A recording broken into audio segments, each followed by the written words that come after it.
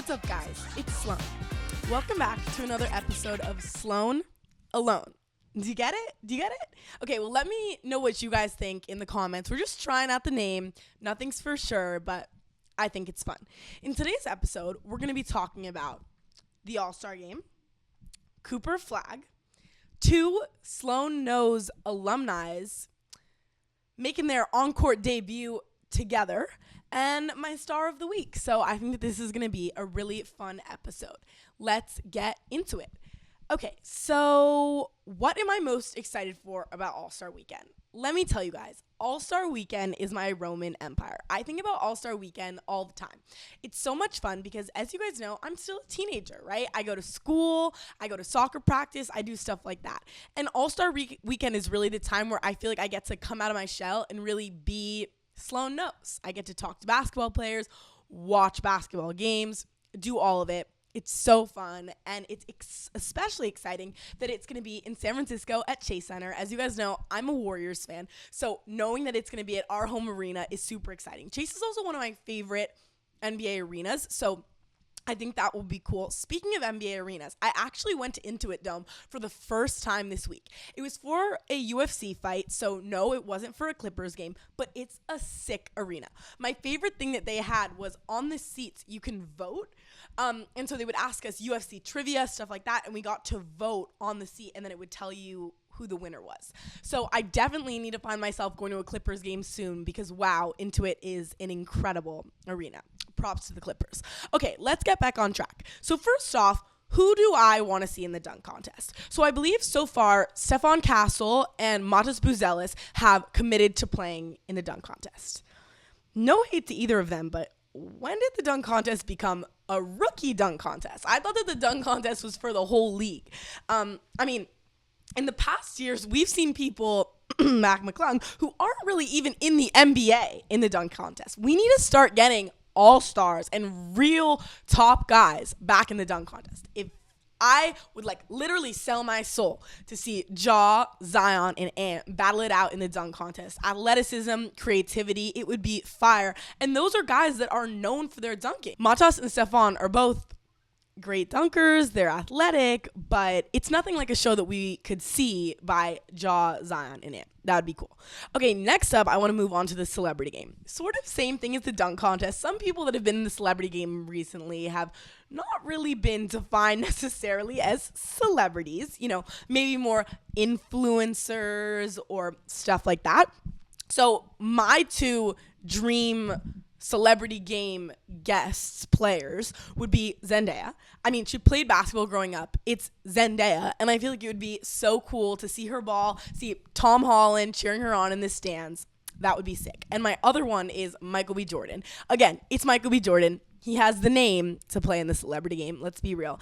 And I feel like in all of his movies, think about Creed, think about Black Panther. He's literally so unbelievably athletic. So seeing him get up there and dunk, he's not that tall, but it would still be pretty cool to see him in the celebrity game. Also, I'm not a basketball player, I'm a soccer player, but seeing me in there one day, okay, guys, when I'm much older and hopefully I actually make it, that would be super, super cool.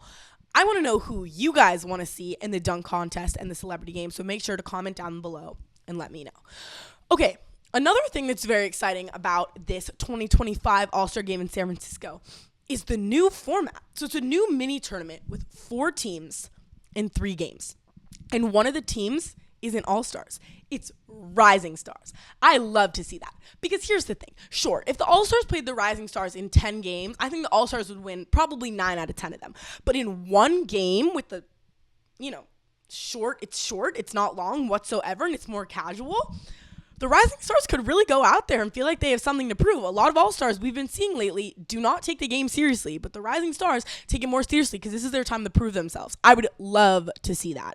And I'm just really excited to see this new format. I think in past years, obviously the All-Star Game has gotten a little bit boring, and so seeing it be a tournament hopefully adds some competitive nature to the All-Star Game. Okay, now I want to move on to Cooper Flagg, who set the conference all-time scoring high from a freshman. I mean, that is big time. That is the activities of a number one pick.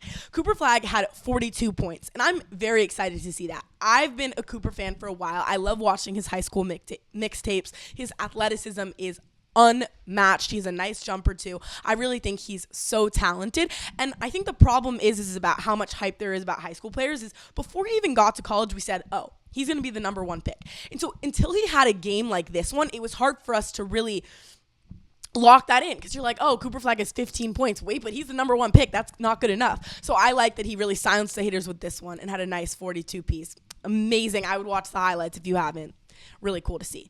Where do I want him to end up, though? That's the question. I mean, Cooper Flagg low-key gives Utah Jazz vibes.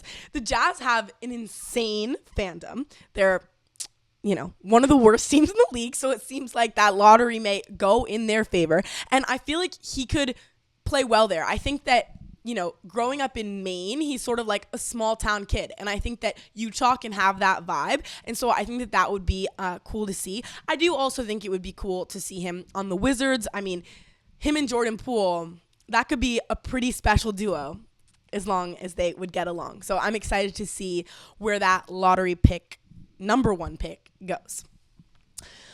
Okay, so here's my question for you guys. If they took away the one and done rule, you could go straight from high school to the NBA. Meaning technically next year after my senior year, I could go to the NBA. Just saying. Okay, if they took that away, who would you draft first in the 2025 NBA draft? Cooper Flagg or AJ DeBanza? I'm curious what you guys have to say about that. Let me know in the comments. Now I want to move on to a little new segment we're doing called Sloane's Star of the Week.